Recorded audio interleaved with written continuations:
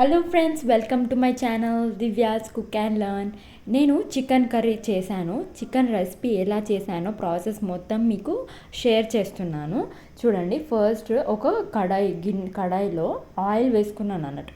Oil నార్మల్గా అయితే ఎక్కువనే పడుతుంది నాన్ వెజ్ కాబట్టి.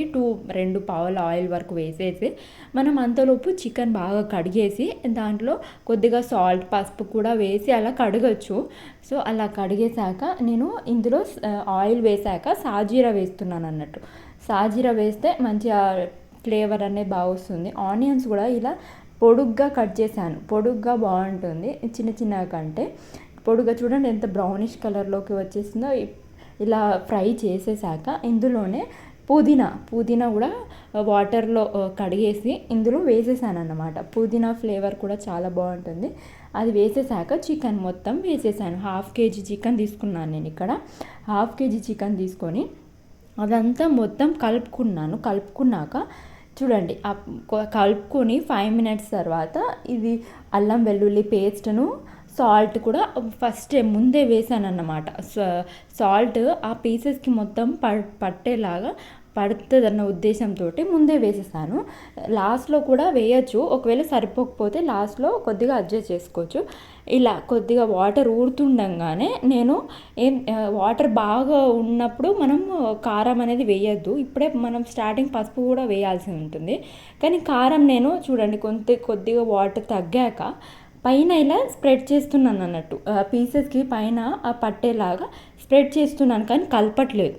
సో ఇలా పైనుండే స్ప్రెడ్ చేసేసి ఇంకా దీంట్లోనే 2.5 స్పూన్ కారం పౌడర్ వేసేసాక అందులోనే ధనియా పౌడర్ కూడా 2 స్పూన్స్ వేసేసాను అన్నమాట.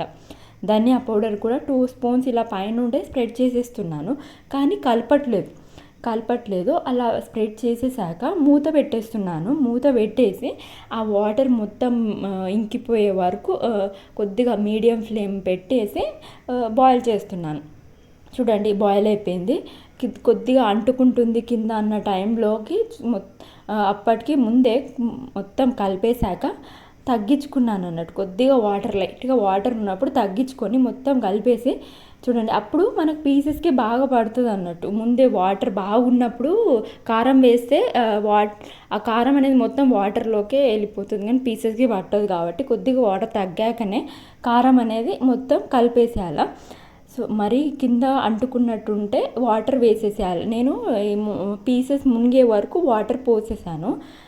వాటర్ వేసి ఇది కూడా బాయిల్ అవ్వనివ్వాలి. చూడండి, ఇది ఒక 80% 90% వరకు బాయిల్ అయిపోయింది. నేను కొత్తిమీర కూడా పక్కనే కట్ చేసుకొని చూడండి మొత్తం వేసుకున్నాను. రెడీ అయిపోయింది మొత్తానికైతే. చూడండి, ఆ పీసెస్ మనము కారం పట్టుకుంటే రెడ్ కలర్గా వస్తుంది, లేకపోతే పట్టుకోకపోతే వైట్ కలర్గా ఉంటుంది. టేస్ట్ కూడా అంత బాగుంటుంది. సాల్ట్ కూడా అడ్జస్ట్ చేసేసి సూప్కి. సో చూడండి, మాది ఫైనల్గా రెడీ అయిపోయింది.